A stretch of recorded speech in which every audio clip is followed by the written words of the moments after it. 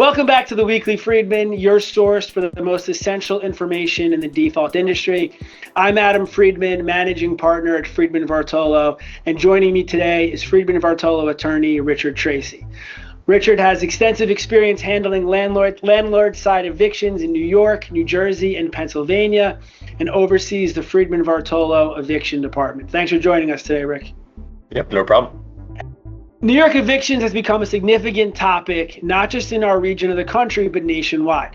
The most recent New York eviction in the news involved an alleged Queens squatter, Brian Rodriguez. Beyond the eviction action, criminal charges have been brought against Mr. Rodriguez for allegedly terrorizing the owner of the home he's accused of squatting in. The Rodriguez matter came on the heels of the murder of a 52-year-old woman who was attacked by two squatters when she went to clean out her deceased mother's apartment. The woman's body was later found stuffed in a duffel bag, only to be discovered by her son during a wellness check. Now, Richard, these are clearly two notable, newsworthy situations that both involved an eviction. What's the general state of evictions in New York? Are these emblematic of a larger issue or just two outliers?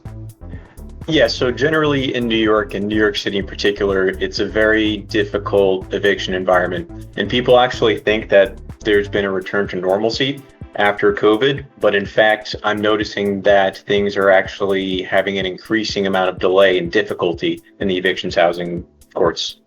Okay, well, obviously somebody handling evictions on the landlord side, it could always feel like things are moving slowly. Is this just a feeling? Is this like what your side of the bar is feeling, or are there actual numbers to back it up?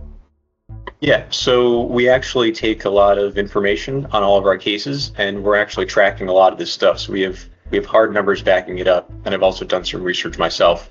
I've noticed that Queens in particular is actually one of the worst counties now. There's actually a very large backlog, and the chief judge of the Queens housing part stated that as of last month, there were 32,000 pending cases that still need resolution.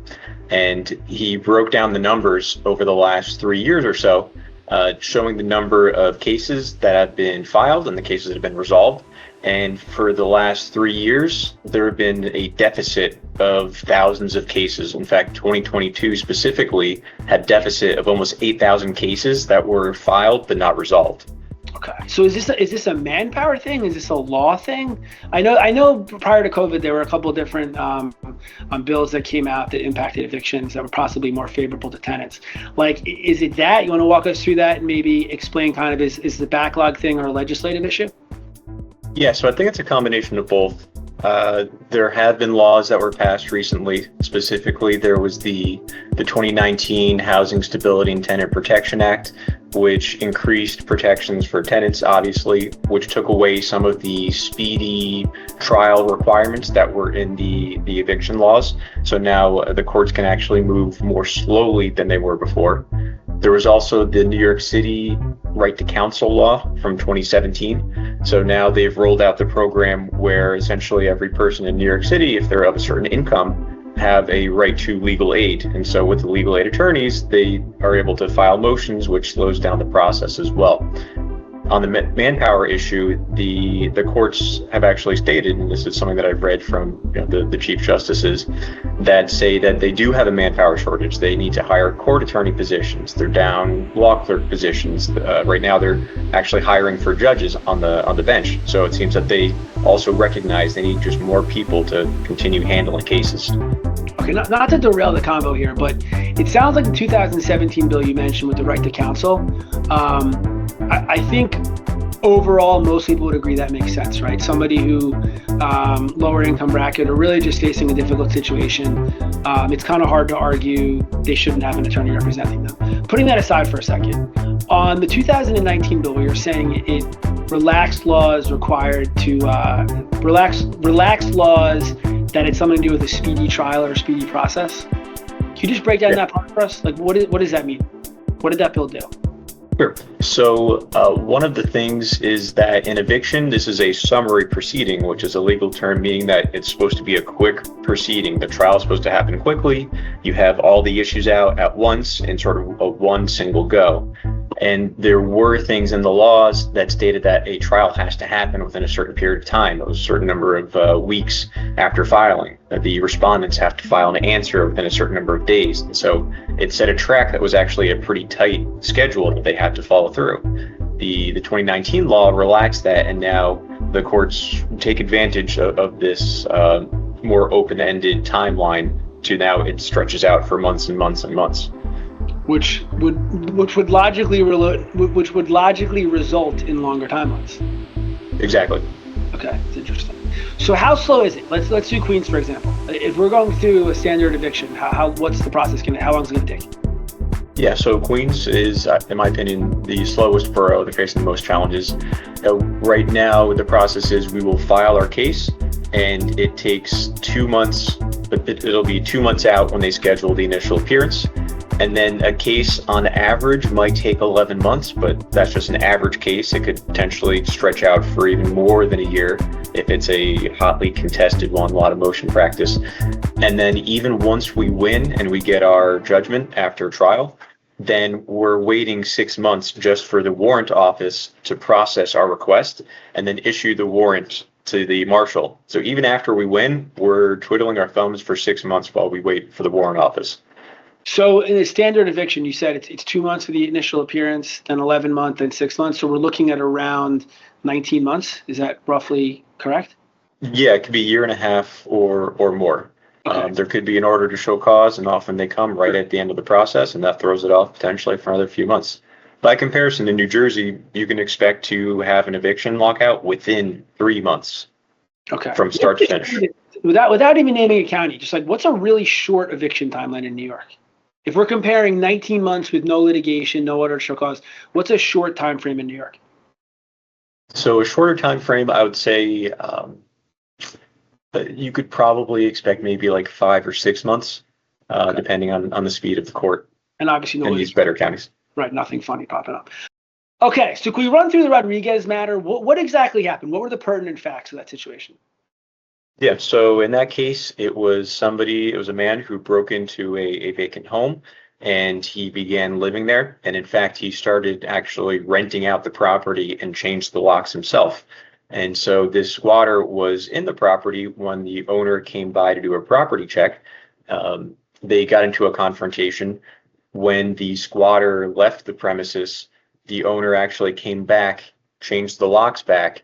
And when the squatter returned, they had another confrontation and the police were called, and the police actually took away the owner when the squatter said, "I'm actually a tenant." Okay.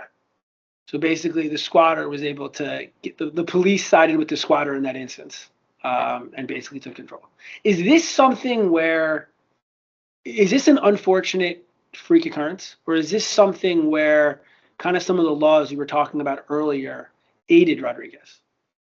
Yes, so he is basically taking advantage of one of the laws they have regarding eviction, in that if somebody breaks into your home, they're a trespasser and could be removed by the police.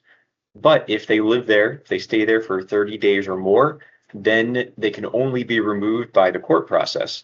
And so you can see how this is a huge incentive to break in, sneak in, and quietly live somewhere for a month. And once you get past that 30-day mark, now you can expect to stay there for free for 2 years, possibly, or more if you can fight it. Okay, so to reiterate there, someone breaks into your home and stays there for 30 days. Let's say the owner's on vacation or out of the country or something. Whether they're considered a trespasser, I guess, is up for interpretation. But they basically have tenancy rights. Like they cannot be forcefully removed from that property without an eviction. Is that what we're saying?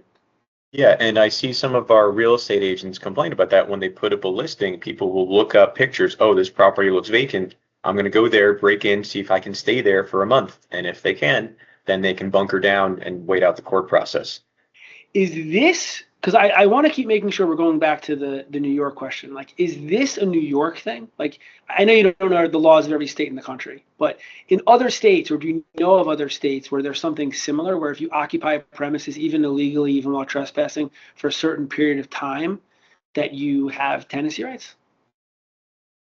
I think it's part of the legal regime in New York State, because I can compare to New Jersey, where I also have a lot of experience, that even in a quote unquote worst case scenario, if some squatter is somehow recognized as a tenant, if you do have to go through the court process, the landlord-tenant courts, worst case scenario, you're probably only looking at 3 months. So it's not a huge incentive and it's not a huge loss if somebody does do it. Okay. Are there changes coming in New York on the legislative front? Like, is there anything big happening that everyone should be prepared for? Yeah, there are a couple of laws. One recently took effect. It's the good cause eviction law, which in a regular landlord-tenant relationship, the landlord no longer has the power to say unilaterally, I want to stop renting to you, please get out or I'll evict you. They have to keep the tenant in unless they do something that gives rise to eviction, good cause. Okay. All right. So look, to recap, New York evictions are slow. We're not anticipating a major change in the landlord's favor. I think this is just a reality of New York. Richard, I really appreciate you going through everything with us today. Very helpful. Definitely an interesting topic with a lot of interesting ins and outs. So thanks for joining Richard Tracy and I today on the Weekly Friedman, your source for the most essential information in the default industry. If you have any questions, comments, or suggestions, please leave a comment below. Looking forward to seeing you next time. Thanks a lot.